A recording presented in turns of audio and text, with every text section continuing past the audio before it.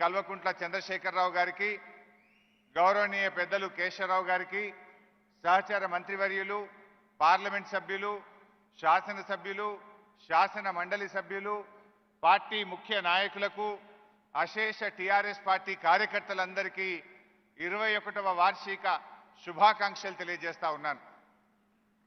ఈ తీర్మానాన్ని ప్రవేశపెట్టడానికి నాకు అవకాశం ఇచ్చిన గౌరవ ముఖ్యమంత్రి గారికి ముందుగా కృతజ్ఞతలు తెలియజేస్తూ, ఇవాళ 14 ఏళ్లు పోరాడి ఎత్తిన పిడికిలి దించకుండా రాష్ట్రాన్ని సాధించిన పార్టీ మన టీఆర్ఎస్ పార్టీ. ఈ రాష్ట్రాన్ని సాధించుకోవడమే కాదు, 7 ఏళ్లలోనే దేశంలో అతి చిన్న వయసు కలిగిన రాష్ట్రమైన దేశంలోని అన్ని రాష్ట్రాలకు ఒక దిశను నిర్దేశిస్తూ ఒక ఆదర్శ రాష్ట్రంగా మనం నిలుపుకోవడం జరిగింది. ఇవాళ గమ్యాన్ని ముద్దాడింది గులాబీ జెండానే. ఇవాళ ఈ ప్రగతిశీల తెలంగాణకు ఒక పర్యాయ పదంగా మన ముఖ్యమంత్రి కేసీఆర్ గారి ఎజెండా ఇవాళ తెలంగాణకు ఒక పర్యాయ పదంగా మారింది. అందుకే ఇవాళ ఆ ఎజెండాను మొత్తం దేశమంతా కావాలని కోరుకుంటున్నారు. మనం టీవీల్లో పత్రికల్లో చూస్తున్నాం. పక్కన రాయచూరు ఎమ్మెల్యే మాకు తెలంగాణ ఎజెండా కావాలని అడుగుతున్నారు. మహారాష్ట్రలోని సర్పంచులు, ఎంపీటీసీలు, పక్క రాష్ట్రాల ప్రజలు ఇవాళ తెలంగాణ రాష్ట్ర సమితి ఎజెండా, గౌరవ ముఖ్యమంత్రి కేసీఆర్ గారి ఎజెండా ఈ దేశానికి కావాలని చెప్పి ఇవాళ ఎదురు చూస్తున్నటువంటి పరిస్థితి మనం చూసాం. ఇవాళ తెలంగాణలో చేపట్టిన రైతు బంధు మాకు కావాలంటున్నారు, రైతు బీమా కావాలంటున్నారు, దళిత బంధు కావాలంటున్నారు, మిషన్ భగీరథ కావాలంటున్నారు, 24 గంటల ఉచిత కరెంటు కావాలని, కళ్యాణ లక్ష్మి కావాలని, ఆసరా పెన్షన్లు కావాలని ఇవాళ పక్క రాష్ట్రాలకు చెందిన బీజేపీ పార్టీ శాసనసభ్యులు కూడా మాట్లాడుతున్నారంటే ఇవాళ ఎంత బాగా మన రాష్ట్రం ముందుకు పోతుందో మనం ఒక్కసారి ఆలోచించాలి. ఇవాళ మన రాష్ట్రం అద్భుతమైన విజయాలను సాధించింది. మనకు మనం చెప్పుకుంటే తక్కువైతే కానీ ఎక్కువ అని అనుకోవద్దు, కానీ చెప్పుకోక తప్పదు. ఇవాళ గౌరవ ముఖ్యమంత్రి గారి ఆలోచనలు ఒక చిన్న పాలసీ కావచ్చు, ఒక చిన్న విధానం కావచ్చు, ఎంతో గొప్ప గుణాత్మకమైన మార్పును తెచ్చింది. ముఖ్యమంత్రి గారు ఇప్పుడే చెప్పినట్టు పల్లె ప్రగతి, పట్టణ ప్రగతి అదొక వినూతనమైన ఆలోచన. ఇవాళ మన కేంద్రం రాష్ట్రాలతో ఎట్లా వ్యవహరిస్తుంది, మనము స్థానిక సంస్థల ప్రభుత్వాలతో ఎట్లా వ్యవహరిస్తున్నారనే ఒక తేడాను చెప్పడానికి నేను చెప్పే ప్రయత్నం చేస్తున్నా. ఇవాళ పల్లె ప్రగతి, పట్టణ ప్రగతి కార్యక్రమాన్ని తెచ్చి ముఖ్యమంత్రి గారు స్థానిక సంస్థల్ని బలోపేతం చేసే ప్రయత్నం, వాళ్ళకు నిధులు ఇచ్చిండ్రు, విధులు ఇచ్చిండ్రు, ఉద్యోగాలను ఇచ్చి ఒక 13,000 కోట్ల రూపాయలు ఇస్తే ఇవాళ దేశంలో సంసద్ ఆదర్శ యోజన పథకంలో 10కి 10 తెలంగాణ పల్లెలే మొదటి స్థానంలో ఉన్నాయంటే ఎంత అద్భుతమైన ఫలితాలు మనం సాధించినాం.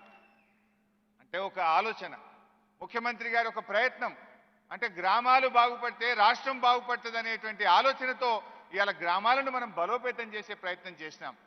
కానీ దురదృష్టవశాత్తు కేంద్రంలో ఉండే ప్రభుత్వం, ఈ బీజేపీ ప్రభుత్వం వాళ్ళ సిద్ధాంతం ఏంటంటే బలమైన కేంద్రం, బలహీనమైన రాష్ట్రం.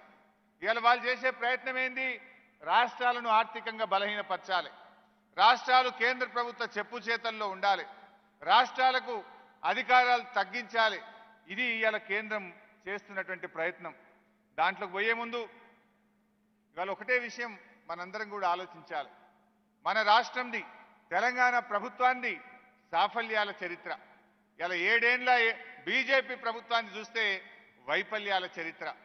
మన సాఫల్యాలు ఏంటి, ఇవాళ దేశంలో ఎక్కడ లేని విధంగా 24 గంటల రైతాంగానికి ఉచిత కరెంటు కావచ్చు, పల్లె ప్రగతి, పట్టణ ప్రగతిలో సాధించినటువంటి అద్భుతమైన విజయాలు కావచ్చు, ధరణి పోర్టల్ ఇవాళ దేశంలో అన్ని రాష్ట్రాలు మన వైపు చూస్తున్నాయి.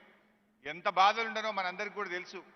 ఒక పాస్బుక్ కావాలంటే రిజిస్ట్రేషన్ ఆఫీస్లో ఉండే లంచాలు కానీ, బాధలు కానీ, ఆ తర్వాత టైటిల్ డీడ్ కావాలంటే, పాస్బుక్లు కావాలంటే ఆ రైతులు పడ్డ కష్టాలకు ముఖ్యమంత్రి గారి మెదడులో వచ్చిన ఒక చిన్న ఆలోచనతో ఇవాళ ఒక అద్భుతం ఆవిష్కరమైంది.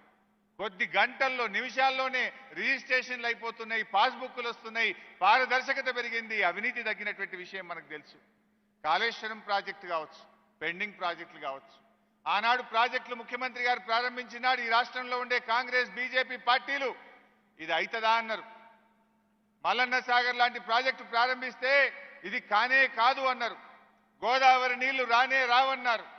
కానీ గౌరవ ముఖ్యమంత్రి గారు పట్టుబట్టి ఇవాళ వారు రాత్రింబవళ్ళు కృషి చేస్తే కాళేశ్వరం నీళ్లు వచ్చి ఇవాళ తెలంగాణ అంతా కూడా సస్యశ్యామలమైంది. పెండింగ్ ప్రాజెక్టులు పూర్తి చేసుకుంటే మహబూబ్ నగర్ ఇవాళ అద్భుతంగా ఇవాళ ముందు పచ్చదనంతో కలకలలాడుతున్నటువంటి పరిస్థితి. కరెంటు విషయంలో ఆనాడు పోతూ పోతూ గౌరవ అప్పటి ముఖ్యమంత్రి కిరణ్ కుమార్ రెడ్డి విడిపోతే మీరు ఎట్లా బతుకుతారు, మీ బతుకంతా చీకటే అని మాట్లాడినారు. కానీ గౌరవ ముఖ్యమంత్రి గారు ఒక్క ఏడాది లోపలనే పట్టుబట్టి ఇవాళ దేశానికే 24 గంటలు అన్ని రంగాలకు కరెంట్ ఇచ్చే రాష్ట్రంగా మన తెలంగాణ రాష్ట్రాన్ని మార్చి చూపించారు. ఇలా వ్యవసాయ రంగం ఇప్పుడే పెద్దలు నిరంజన్ రెడ్డి గారు చెప్పారు. రాష్ట్రం ఏర్పడ్డ నాడు 99 లక్షల టన్నుల ధాన్యం పండితే ఇవాళ 2,59,00,000 టన్నుల ధాన్యం పండుతుందని. ఆ మధ్య మంత్రుల బృందం ఢిల్లీకి పోతే నేను పేపర్లో చూసిన ఆ కేంద్ర మంత్రి గారు మాట్లాడుతూ, పీయూష్ గోయల్ గారు ఆయన మాట్లాడుతూ క్యా చమత్కార్ కరే అంటాడు. ఇంత బియ్యం ఎట్లా, ఇన్ని వడ్లు ఎట్లా పండుతున్నాయి? 7 ఏళ్ల లోపలనే 99 లక్షల నుంచి 2,59,00,000 ధాన్యాన్ని ఎట్లా తేగలిగినారు? ఆ క్యా చమత్కార్ కరే అంటాడు. అంటే చేసిన దాన్ని కూడా యాక్సెప్ట్ చేయలేకపోతున్నారు. అంటే వీటన్నిటినీ ఇలా మనం ఆలోచించాల్సింది. అంటే ఒక ఏబుల్ లీడర్స్ ఉంటే, ఒక గట్టిగా పట్టుబడితే ఇలా రాదనుకున్న తెలంగాణను తెచ్చిండ్రు, చీకట్లో నుంచి రాష్ట్రాన్ని వెలుగుల్లోకి తెచ్చినారు, రైతాంగానికి అద్భుతమైనటువంటి ఇలా పంటలు పండేటువంటి పరిస్థితి వచ్చింది. ఇలా ధరణి కావచ్చు, పల్లె ప్రగతి కావచ్చు, ఇట్లా చెప్పుకుంటూ పోతే రేపటి దాకా చెప్పొచ్చు. ఎన్నో అద్భుతమైనటువంటి విజయాలను ఇలా సాధించినటువంటి నాయకుడు ఇలా మన ముఖ్యమంత్రి కేసీఆర్ గారు.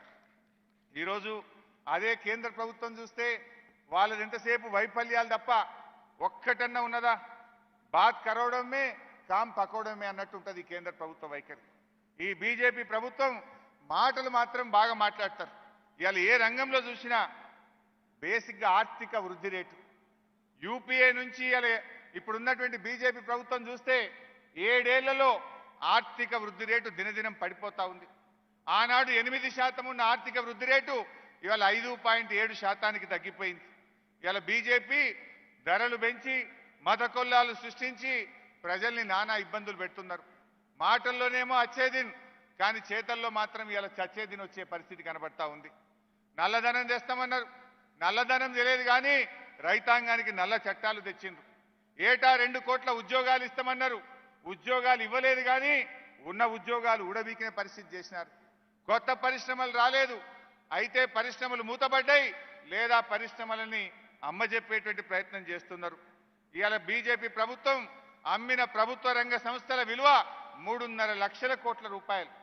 ఈ ప్రభుత్వ రంగ సంస్థలు అమ్మి ఇవాళ ఎస్సీ ఎస్టీ బీసీలకు రిజర్వేషన్లు లేకుండా చేసినటువంటి చరిత్ర ఇవాళ బీజేపీ పార్టీది. వాళ్ళు ఏదో గొప్పగా చెప్తుంటారు, మోడీ గారు రైల్వే స్టేషన్లో ఛాయ్ అమ్మిండని, మేము బుల్లెట్ రైళ్లు తెస్తామని. కానీ వాస్తవం జరుగుతున్నది ఏంది? రైళ్లు అమ్ముడు, రైల్వే స్టేషన్లు అమ్ముడు, రైల్వే లైన్లు అమ్ముడు, రైల్వేలో ఉన్న ఉద్యోగాలు ఉడబీకుడు. ఇంతకు మించి చేసింది ఏమన్నా ఉన్నదా? అంటే మీరు చెప్పేదానికి చేసేదానికి ఎక్కడ కూడా పొంతన ఉన్నటువంటి పరిస్థితి లేదు.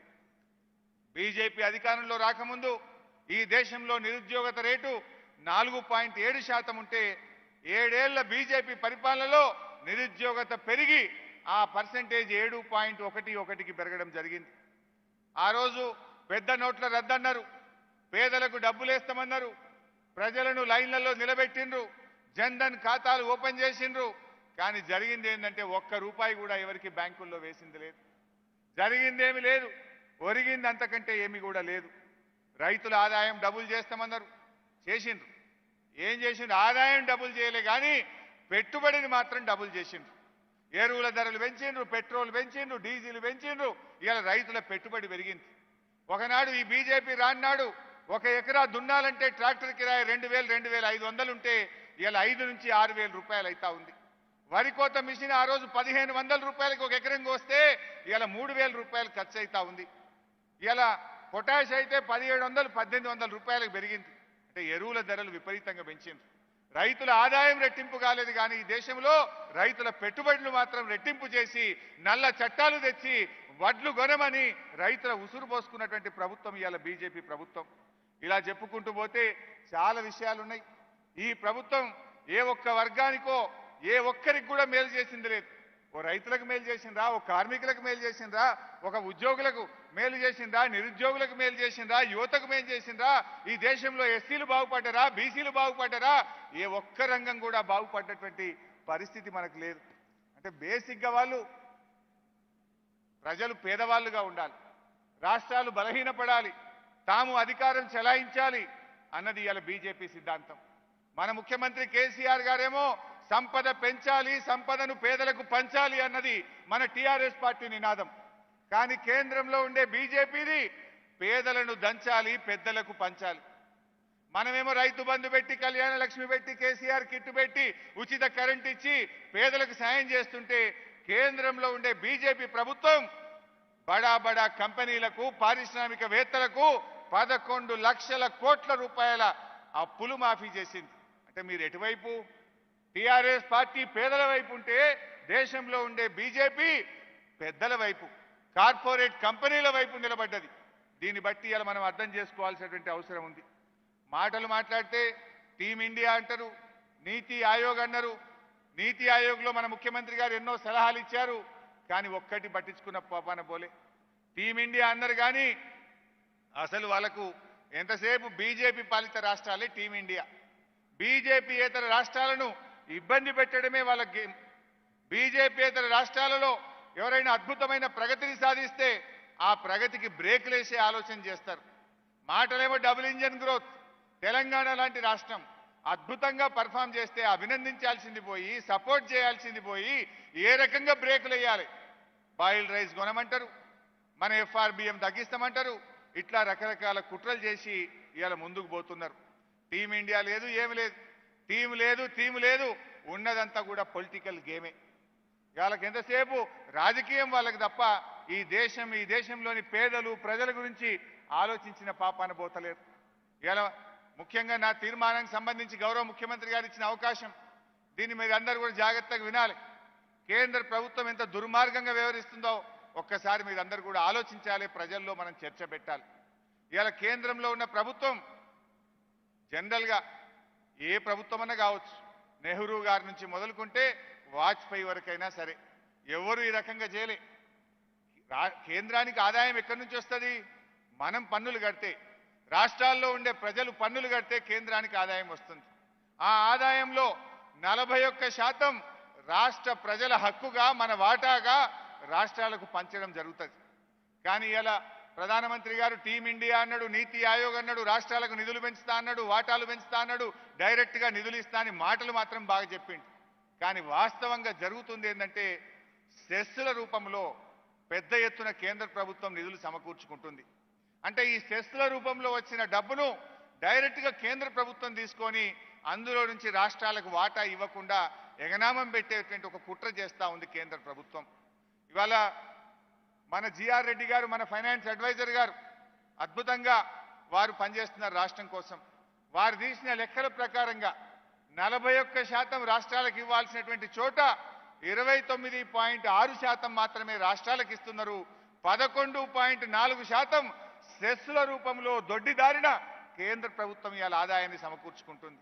అంటే రాష్ట్రాలకు వాటాను తగ్గిస్తున్నారు, రాష్ట్రాల హక్కులను కాలరాసేటువంటి ప్రయత్నం చేస్తున్నారు.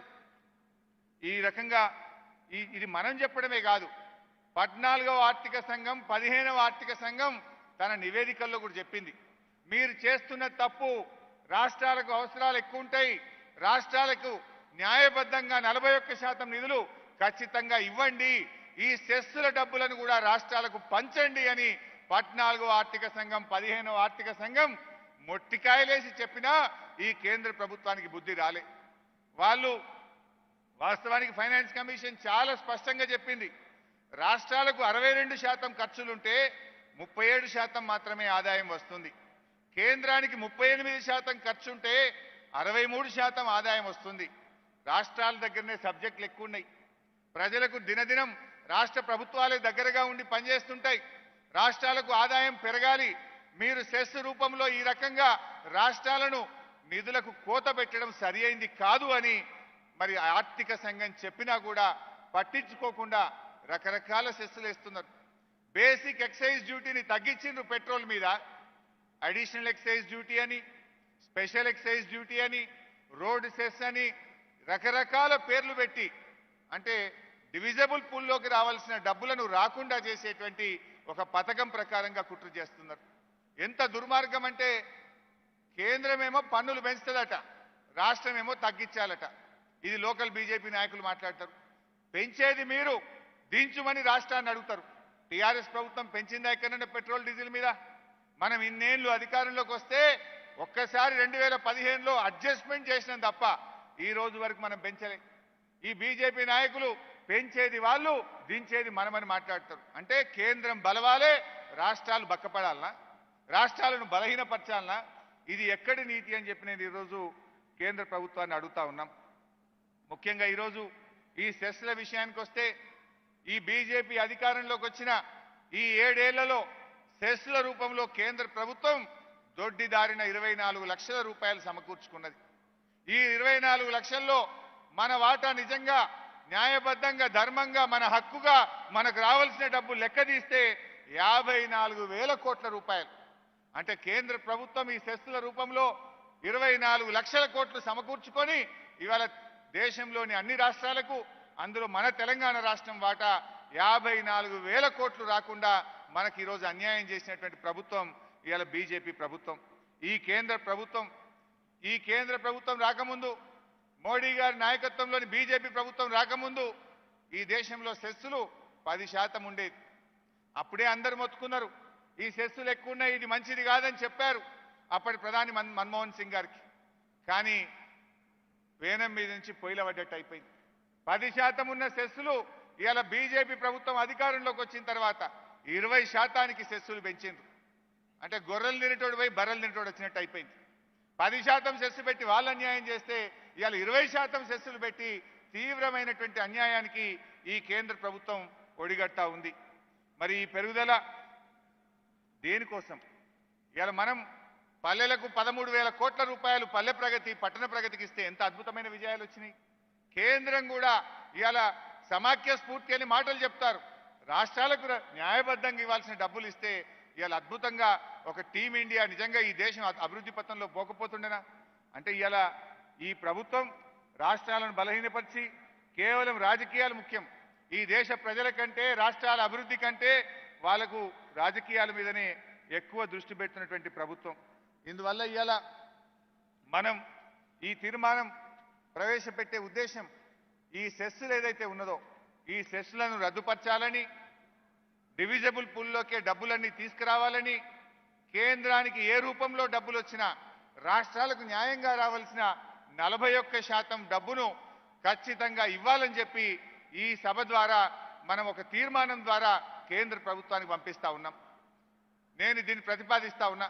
గౌరవ ముఖ్యమంత్రి గారితో కూడా నాదొక మనవి. మీరు ఇవాళ తెలంగాణను సాధించారు, ఈ దేశాన్ని తెలంగాణకు ఒక మోడల్గా నిలిపారు. ఈ దేశంలోని అందరు ముఖ్యమంత్రులను కూడా ఒక్క జాట్టు మీదకి తెచ్చి, అందరినీ ఒక్క తాటి మీదకి తెచ్చి, మీరు అందరు ముఖ్యమంత్రులను కలిపి ఈ కేంద్రం పైన పోరాడి ఈ డివిజబుల్ పూల్ ద్వారా న్యాయబద్ధంగా రాష్ట్రానికి వచ్చే డబ్బులు సాధించడం కోసం మీరు నడుం బిగించాలని, ముందుకు సాగాలని కూడా ఈ సభ ద్వారా నేను మిమ్మల్ని కోరుతా ఉన్నాను. ఇవాళ కేంద్రం చెప్పుకుంటూ పోతే చాలా విషయాలు ఉన్నాయి. అసలు ఫైనాన్స్ కమిషన్ రిపోర్ట్ ఇస్తే దాన్ని తూచా తప్పకుండా ఏ ప్రధానమంత్రి అయినా ఆమోదించారు. నెహ్రూ గారైనా, ఇందిరాగాంధీ గారైనా, రాజీవ్ గాంధీ గారైనా, మన్మోహన్ సింగ్ గారైనా, వాజ్పేయి గారైనా, హూఎవర్ ఇట్ ఈస్. కానీ దుర్మార్గం ఏంటంటే రాష్ట్రాలకు డబ్బులు ఇచ్చే కాడ మాత్రం ఇప్పుడు అధికారంలో ఉండే నరేంద్ర మోడీ గారి ప్రభుత్వం మాత్రం దాన్ని పక్కకు పెట్టింది. 15వ ఆర్థిక సంఘం తెలంగాణ రాష్ట్రానికి డబ్బులు ఇవ్వమని చెప్పి స్పష్టంగా తన నివేదికలో చెప్పింది, రికమెండేషన్ ఇచ్చింది. 15th ఫైనాన్స్ కమిషన్ 6,103 కోట్ల రూపాయలు తెలంగాణకు గ్రాంట్గా ఇవ్వాలంటే దాన్ని పక్కన పెట్టి తెలంగాణకు అన్యాయం చేసిన ప్రభుత్వం ఇవాళ నరేంద్ర మోడీ గారి ప్రభుత్వం. ఇందాక నేను చెప్పినట్టు సెస్సుల రూపంలో రాష్ట్రానికి ఈ 7 ఏళ్లలో 54,000 కోట్లు రాకుండా చేసిన ప్రభుత్వం ఇవాళ కేంద్రంలో ఉండే బీజేపీ ప్రభుత్వం. నీతి ఆయోగ్ చెప్పింది మిషన్ కాకతీయకు 5,000 కోట్లు ఇవ్వమని, మిషన్ భగీరథకు 20,000 కోట్లు ఇవ్వమంటే ఒక్క పైసా కూడా ఇవ్వని ప్రభుత్వం ఇవాళ దేశంలో ఉండే బీజేపీ ప్రభుత్వం. పైగా మెడ మీద కత్తి పెట్టినట్టు విద్యుత్ సంస్కరణలు అమలు చేయండి, రైతుల బాయిల కాడ, బోర్ల కాడ మీటర్లు పెడితే 25,000 కోట్లు ఇస్తామన్నారు. మన నాయకుడు పెడతాడా? మన నాయకుడే రైతు. రైతే ఈ రాష్ట్రానికి ముఖ్యమంత్రిగా ఉన్న కేసీఆర్ గారు నా గొంతులో ప్రాణం ఉండంగా బాయిల కాడ బోర్ల కాడ మీటర్లు పెట్టమని చెప్పిన నాయకుడు. అవసరమైతే ఒక పని తక్కువ చేసుకుంటాం, ఒక పూట తక్కువ తింటాం, నీ 25,000 కోట్లు మాకు అవసరం లేదు అని చెప్పి ఇలా తెగేసి చెప్పిన నాయకుడు మన కేసీఆర్ గారు. అంటే ఇవి నేను ఎందుకు చెప్తున్నా అంటే ఫైనాన్స్ కమిషన్ ద్వారా ఇవ్వమన్న 6,103 కోట్లు ఇయ్యరు, బాయిల కాడ మీటర్లు పెట్టే మెలికబెట్టి 25,000 కోట్లు రాష్ట్రానికి రాకుండా చేసినారు. డివిజబుల్ పూల్లో రావాల్సిన డబ్బులను సెస్ రూపంలో తీసుకుపోయి 54,000 కోట్ల రూపాయలు రాకుండా చేసినారు. ఇప్పుడు మన నిరంజన్ రెడ్డి గారు గంగుల కమలాకర్ గారు మాట్లాడినట్టు ఈ బాయిల్డ్ రైస్ మెలికబెడితే మరో 3,000 కోట్ల రూపాయలు ఇలా రాష్ట్రం మీద భారం పడ్డది. నిజంగా నువ్వు కొనాలి, నీ బాధ్యత అది, ఎఫ్సిఐ నీ యొక్క బాధ్యత అది. కానీ నువ్వు మెలికబెట్టి ఇవాళ రైతు బిడ్డ కనుక, రైతు నాయకుడు కనుక మా రైతుల్ని కాపాడుకుంటామని ఇవాళ ముఖ్యమంత్రి గారు నిర్ణయం తీసుకుంటే మరో 3,000 కోట్ల రూపాయలు ఇవాళ రాష్ట్రం మీద భారం పడ్డది. ఇవన్నిట్లో ఉంటే ఆ ఇచ్చేవి కూడా ఇస్తలేరు. ఇంకో 7,103 కోట్లు ఈ రాష్ట్రానికి న్యాయబద్ధంగా రావాల్సిన డబ్బులు కూడా మరి గత కొంతకాలంగా పెండింగ్లో పెట్టినారు. ముఖ్యమంత్రి గారు లేఖలు రాసినారు, అనేక సార్లు జీఎస్టీ మీటింగుల్లో అడుగుతున్నాం, అయినా ఇంకా 7,103 కోట్లు ఇప్పటిదాకా కూడా అవి కూడా ఇస్తలేరు.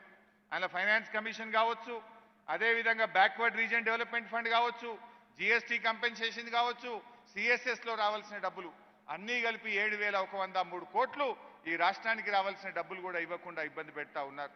అంటే ఇలా కేంద్రం ఎట్లా ఉంది, మళ్ళీ ఇంట్లో కూడా ఇంకా ఘోరం. ఎఫ్ఆర్బిఎం ఉంటాయి, కేంద్రానికో నీతి రాష్ట్రానికో నీతి. వాళ్ళు మాత్రం 9.5% అప్పులు తెచ్చుకోవచ్చట, రాష్ట్రాలకు మాత్రం 4% మించద్దట. మరి రాష్ట్రానికో నీతి కేంద్రానికో నీతి ఉంటుందా? మీరంటే ఎంతంటే అంత అప్పు తెచ్చుకోవచ్చు, వాళ్ళు పెట్టుకున్న పరిమితులను ఎప్పుడంటే అప్పుడు వాళ్ళు దాటుతారు, ఎంతంటే అంత అప్పు తెచ్చుకుంటున్నారు. కానీ రాష్ట్రాలకు మాత్రం 4%, 3%, ఆ ఇచ్చే 4%లో నువ్వు బాయిల కాడ మీటర్లు పెడితే ఇస్తా, నువ్వు ఇది చేస్తే ఇస్తా అని రకరకాల మెలికలు పెట్టి ఇవాళ రాష్ట్రాలను ఇబ్బంది పెట్టేటువంటి ప్రయత్నం చేస్తూ ఉన్నారు. ఇవన్నీ కూడా ఇవాళ కేంద్రంలో ఉండే ప్రభుత్వం ఒక సంకుచిత మనస్తత్వంతో ఎంతసేపు రాజకీయమే తప్ప ఈ దేశ ప్రజల గురించి ఆలోచించకుండా, రాష్ట్రాల అభివృద్ధి గురించి ఆలోచించకుండా బీజేపీయేతర ప్రభుత్వాలను రకరకాల ఇబ్బందులను పెడుతూ ఇవాళ నానా ఇబ్బందులు పెడుతూ వస్తూ ఉంది. మరి వీటన్నిటిని కూడా ఇవాళ మనం పోరాడాలి. ఎందుకంటే ముఖ్యమంత్రి గారు కాదనుకున్న తెలంగాణను తెచ్చిండ్రు, అభివృద్ధి పథంలో నడిపిండ్రు. మరి దేశం కూడా ముందుకు పోవాలంటే ఖచ్చితంగా మరి కేసీఆర్ గారి నాయకత్వంలో ఈ దేశానికి ఒక ఎజెండా నిర్ణయం కావాల్సిన అవసరం ఉంది. ఈ దేశం అందరూ కూడా తెలంగాణ లాగా ముందుకు పోవాలంటే ముఖ్యమంత్రి గారిని నడుం బిగించాల్సినటువంటి అవసరం ఉంది ఈరోజు. ఎందుకంటే ఈ వీళ్ళ నినాదాలు బాగుంటాయి, అందంగా ఉంటాయి. బీజేపీ సబ్కే సాత్ సబ్కా వికాస్, పూరా బక్వాస్. చెప్పేది మాత్రం అందంగా ఉంటుంది, కానీ చేసేదంతా బక్వాస్ పనులు. మరి అందువల్ల వీటిని మారాల్సినటువంటి అవసరం ఉంది. ఆత్మ నిర్భర్ భారత్ అని చెప్పి అందమైన పదాలు చెప్పిండ్రు, కానీ బతుకు దుర్భర భారత్ అయిపోయింది. ఆకలిలో ప్రపంచంలో మనం మొన్న ఒక దాంట్లో వస్తే ఎక్కడో చిట్ట చివరి 130 స్థానంలో ఉంది భారతదేశం. ఆకలిలో కూడా 130 స్థానంలో ఉంది. పాకిస్తాన్, బంగ్లాదేశ్లు మనకంటే ముందున్న పరిస్థితి ఉన్నది. మరి బతుకు దుర్భర భారత్ అయిపోయింది. మరి ఇవన్నీ కూడా మారాల్సినటువంటి అవసరం ఉంది. నేను ఈ సందర్భంగా చివరికి టైం తక్కువ ఉంది కనుక కేంద్రం సెస్ల రూపంలో ఈ దొడ్డిదారిన వసూళ్లు మానుకొని ప్రతి పైసా రాష్ట్రాలకు రావాల్సినటువంటి ప్రతి డబ్బును డివిజబుల్ పూల్లోకి పన్నుల రూపంలో వసూలు చేయాలని చెప్పి ఈ తీర్మానాన్ని మీ అందరి ఆమోదం కోసం గౌరవ ముఖ్యమంత్రి గారి అనుమతితో నేను ప్రవేశపెడుతున్నాను. జై తెలంగాణ, జై హింద్. మన చేవెళ్ల పార్లమెంట్ సభ్యులు గౌరవనీయులు శ్రీ మన్నె రంజిత్ రెడ్డి గారు